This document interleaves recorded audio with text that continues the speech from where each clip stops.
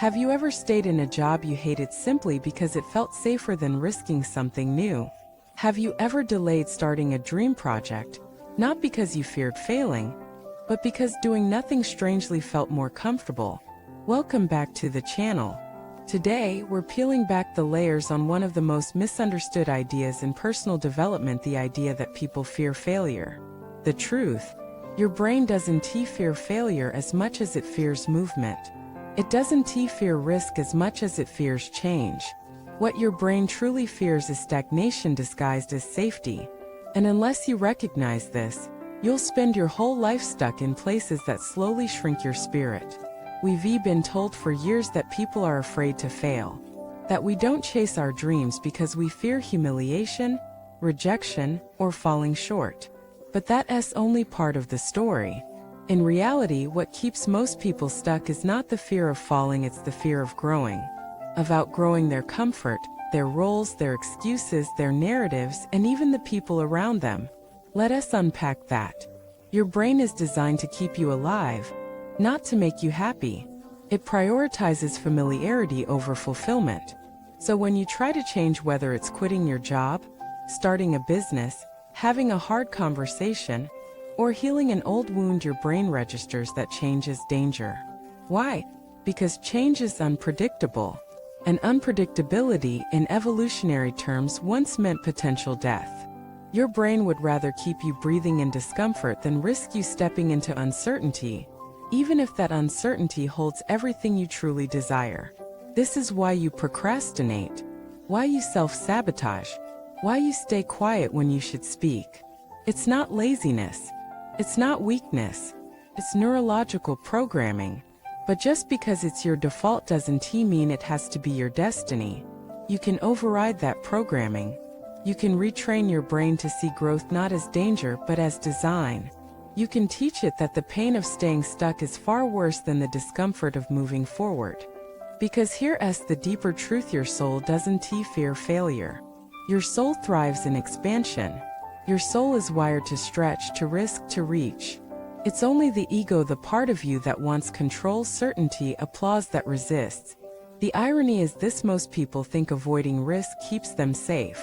But the real danger is in stagnation. The real death is emotional, spiritual.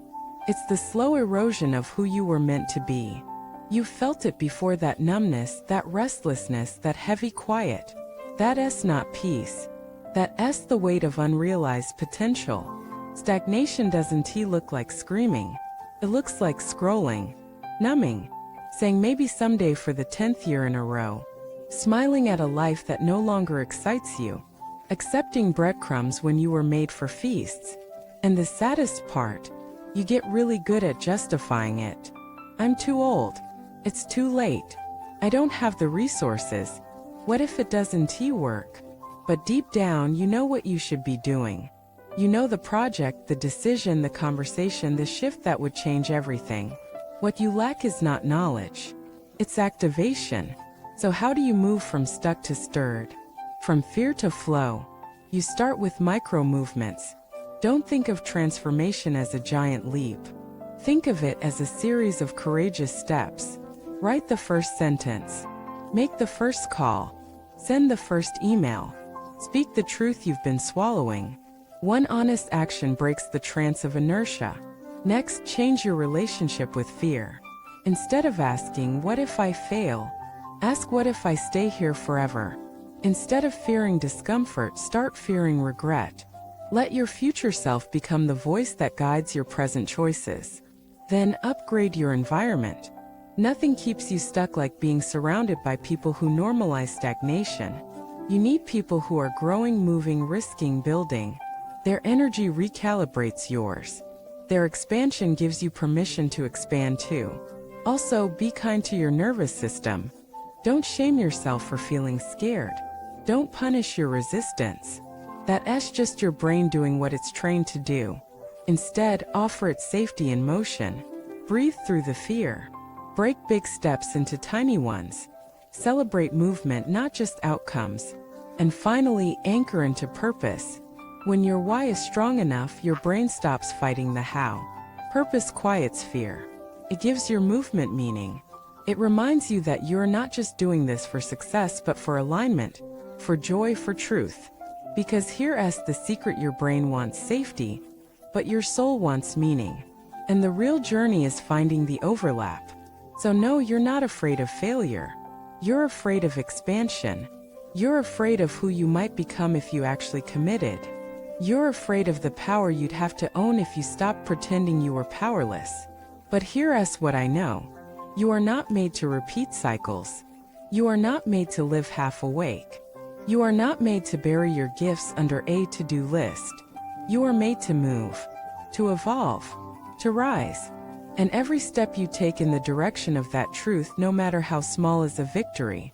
Because movement is not just physical, spiritual. It's emotional. It's energetic. And when you start moving, even just a little, the universe begins to rearrange itself around your intention. Opportunities appear. People align. Doors open. Not because it's magic, but because you're no longer stuck in fear. You're no longer betraying your becoming. So ask yourself now, where have I confused comfort with peace? Where have I mistaken silence for safety? Where have I traded my potential for predictability? And then take one step. Not 10, just one. Because one step is all it takes to break the loop. To signal your brain, I'm safe and I'm moving. To remind your soul, I haven't forgotten. The people who change their lives are not fearless. They're simply willing. Willing to move while scared. To risk while uncertain. To trust while trembling. And that willingness is what separates the stuck from the rising. So don't wait for the fear to leave. Move with it. Don't wait for the path to be clear. Walk anyway. Don't wait for permission. Give it to yourself. Because you're not afraid of falling. You're afraid of flying. But trust me, your wings are stronger than you think. Thank you for watching this video. If this stirred something inside you, like, subscribe, and share it with someone who needs a reminder that their next level is waiting, not in the distance, but in the decision to move today.